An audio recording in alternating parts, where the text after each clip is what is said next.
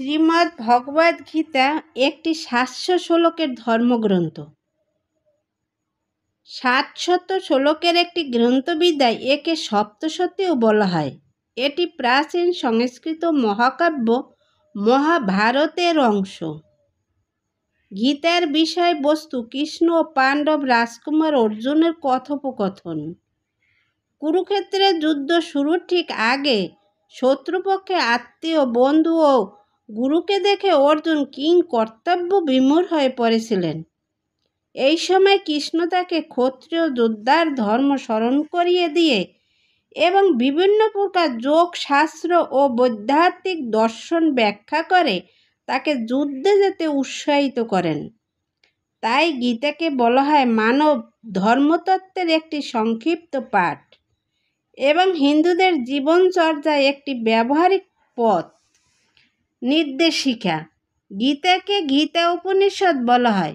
কৃষ্ণের মুখ থেকে যে বাণী নিঃসৃত হয়েছে গীতায় তা ঐশ্বরিক বাণী হিসেবে মানা হয়। মনে করো বেদব্যাস রচনা করেছিলেন মহাভারত, সেজন্য মহাভারতের অংশ গীতাকেও মানা হয়। তাই গীতাকেও তার রচয়িতা বলে মনে করা হয়। মহাভারতের যুদ্ধ শুরুর আগে অর্জুনকে গীতার বাণী দান করেছিলেন শ্রীকৃষ্ণ। গীতা ৭০০টি শ্লোক নিয়ে ১৮টি অধ্যায় বিভক্ত। ভগবদ গীতায় উদ্দেশ্য হচ্ছে অজ্ঞানের অন্ধকার আচ্ছন্ন এই জগতের বন্ধন থেকে মানুষকে উদ্ধার করা। প্রতিটি মানুষই নানাভাবে দুঃখ কষ্ট পাচ্ছে। যেমন কুরুক্ষেত্রের যুদ্ধের সময় অর্জুনও এক মহা সমস্যার সম্মুখীন হয়েছিলেন। অর্জুন ভগবান শ্রীকৃষ্ণের কাছে আত্মসমর্পণ করলেন এবং তার ফলে তখন ভগবান শ্রীকৃষ্ণ তাকে গীতার তত্ত্বজ্ঞান দান করে মোহমুক্ত করলেন। এই জগতে অর্জুনের মতো আমরাও প্রত্যেকেই সর্বদা উদ্বেগ উৎকণ্ঠায় জর্জরিত। এই উদ্বেগ উৎকণ্ঠায় জর্জরিত জীবন থেকে মুক্তি পেতে গীতার বাণী ব্যক্তিকে সমস্ত কষ্ট থেকে মুক্তির পথ খুঁজে দেবে। তাই আজ আমরা শ্রীমদ্ ভগবদ গীতার মহামূল্যবান উপদেশ ও বাণী নিয়ে আলোচনা করব, যা প্রত্যেক ব্যক্তিকে নিজের জীবনে মেনে চলা উচিত। জীবন না ভবিষ্যতে আছে আর না আছে অতীতে, জীবন তো কেবল এই মুহূর্তে আছে। অর্থাৎ এই মুহূর্তে অনুভব করাকেই জীবন বলে।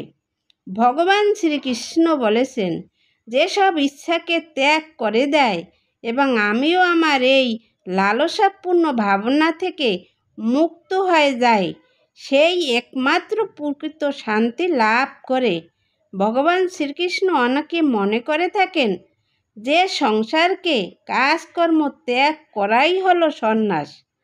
কাজ মাত্র কি তারা বন্ধন বা দুঃখকে কারণ মনে করেন, কিন্তু তারা ভুল করেন। কর্ম ত্যাগ করা নয়, কর্মফলের লোভকে ত্যাগ করাই হলো আসল ত্যাগ।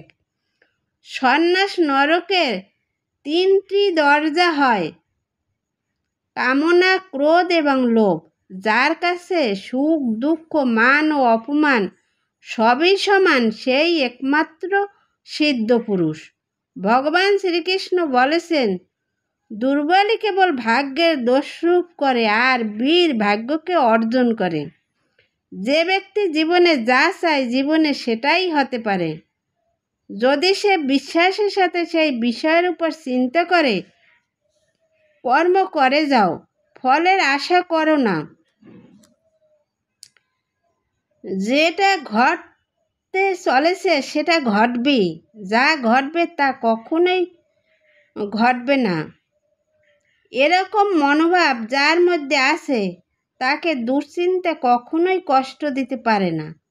যখনই সত্যের সাথে অসত্যের লড়াই হয় তখন সত্য একা দাঁড়ায়, অসত্যের বাহিনী হয় বিশাল, কারণ তার পিছনে লোভী, স্বার্থপর ও বিশ্বাসঘাতকেরা থাকে। হে অর্জুন, যবে যবে এই সংসারে ধর্মের অনিষ্ট হয়, এই সংসারে অধর্ম বৃদ্ধি পায়, তখন তখন ধর্মের রক্ষার জন্য এই পৃথিবীতে আমি আবার ঘুরে আসি। যদি কোনো ঘটনায় মানুষ জয় প্রাপ্ত হয় তবে তার পরাজয়ই হয়, আর যে মানুষ সব হারিয়েও শান্ত আর একাগ্র থাকে সেই জয়ী। ভগবান শ্রীকৃষ্ণ বলেছেন, তোমার কি চলে গেছে যে কারণে তুমি কাঁদছ? তুমি কি নিয়ে এসেছিল যা তুমি হারিয়ে ফেলেছ? তুমি কি সৃষ্টি করেছিলে যা নষ্ট হয়ে গেছে?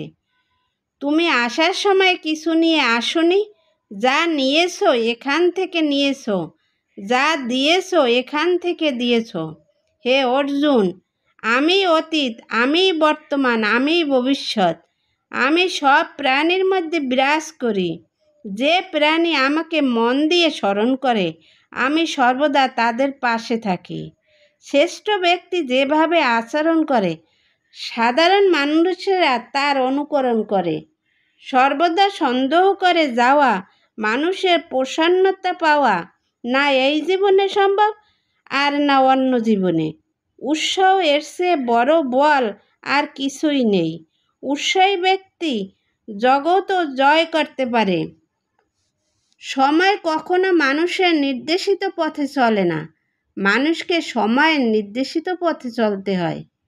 যে বিষয়টি তোমার হাতে নেই সেই বিষয়টি নিয়ে চিন্তা করে তোমার লাভ নেই। অগ্নি যেমন ধূম দ্বারা আবৃত থাকে, দর্পণ যেমন ময়লা দ্বারা আবৃত থাকে, অথবা গর্ভ যেমন জরায়ুর দ্বারা আবৃত থাকে, তেমন জীবাত্মা বিভিন্ন মাত্রায় এই কামের দ্বারা আবৃত থাকে। পরিবর্তন সংসারের নিয়ম। যাকে তুমি মৃত্যু বলে ভাবছ সেটিই তো জীবন। আমার, তোমার, ছোট বড়, আপন পর সব কিছু মন থেকে মিটিয়ে দাও, তারপর দেখে সব তোমার, তুমি সবার। আত্মার জন্ম নেই না, কখনো মৃত্যু হয়। শরীর নষ্ট হয়ে গেলেও আত্মা নষ্ট হয় না।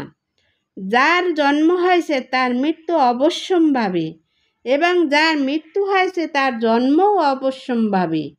অতএব কারো মৃত্যুতে শোক করা উচিত নয়। আত্মাকে অস্ত্রের দ্বারা কাটা যায় না, আগুনে পোড়ানো যায় না, জলে ভেজানো যায় না, অথবা হাওয়াতে শুকানো যায় না। এই আত্মা অব্যক্ত, অচিন্ত ও অধিকারী বলে শাস্ত্রে